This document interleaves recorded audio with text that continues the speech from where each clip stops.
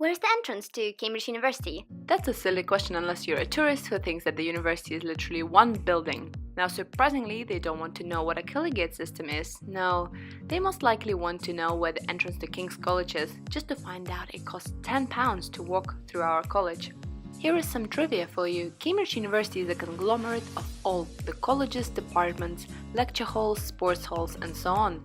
When you apply to study here, you can apply to a specific college or make an open application, meaning your documents will go into a pile and hopefully some director of studies will pick you out of there. I will now take you on a walk around Cambridge while telling you all about it.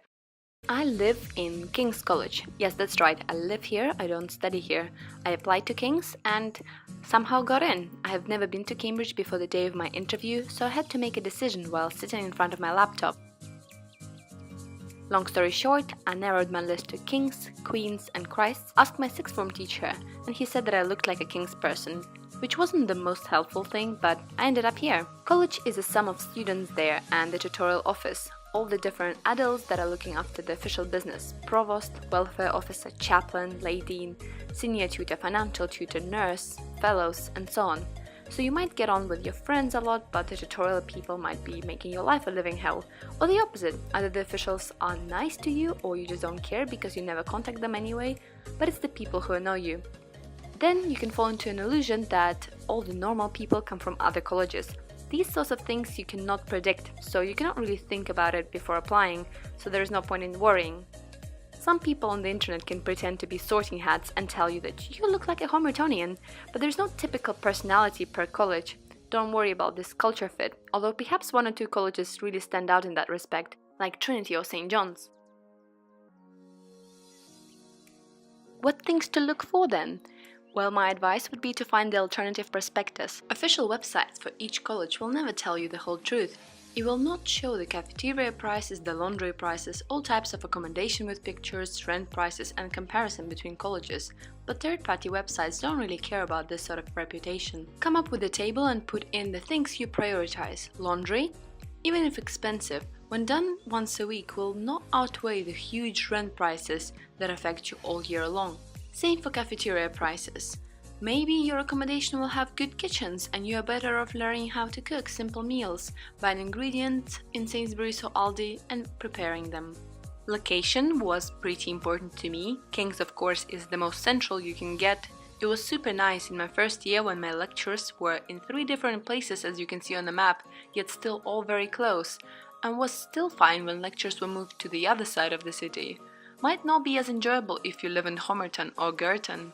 The size is another thing to look for, both geographically and population-wise. King's actually doesn't have a lot of land.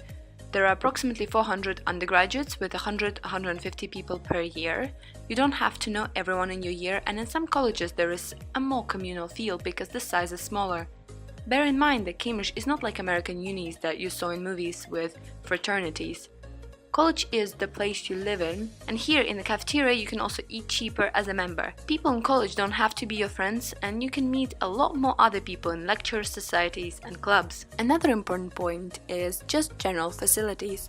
For example, does the college have a good gym, or does its library have most books? And even that is not the end of the world, because Cambridge has a huge sports centre, plus there are department libraries and of course the biggest of them all, the university library.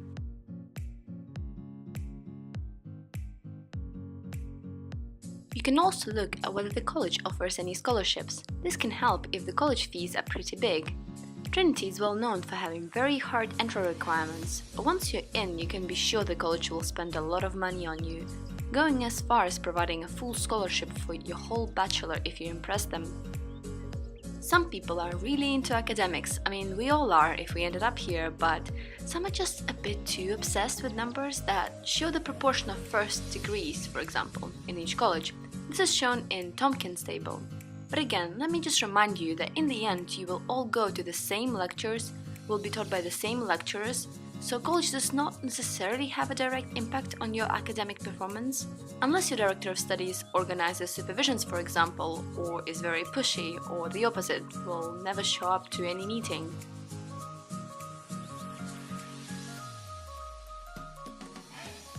There is of course the other side of things, which is extracurriculums, by which I mostly mean sports. All colleges have student-run societies, so it will depend on people just like you, how often you train and whether you have good equipment, and those people might be very busy with their studying. Some colleges just try a bit harder and want to encourage you by rewarding victories, so you might have a choice of a better room in college. This is pretty much similar to the monetary rewards that people get when they get firsts.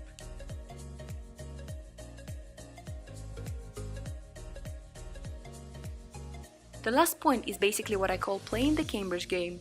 You know you want to get in, you don't care which college really. And then you look at the Tompkins table, realize that Trinity and John's are probably a bit out of your league. You then look at which exams each college is asking for your particular subject. In my year, only 14 colleges out of 31 got rid of TSA, and I was very happy that King's did too.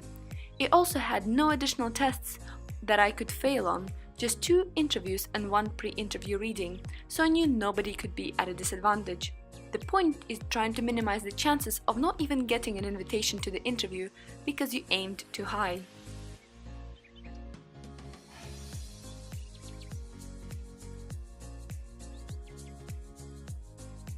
So these are my top 10 tips, and I can openly say that I pretty much went with the last one as my primary approach.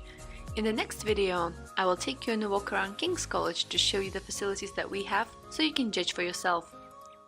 Hope you found this useful and thanks for watching. See you next time. Bye!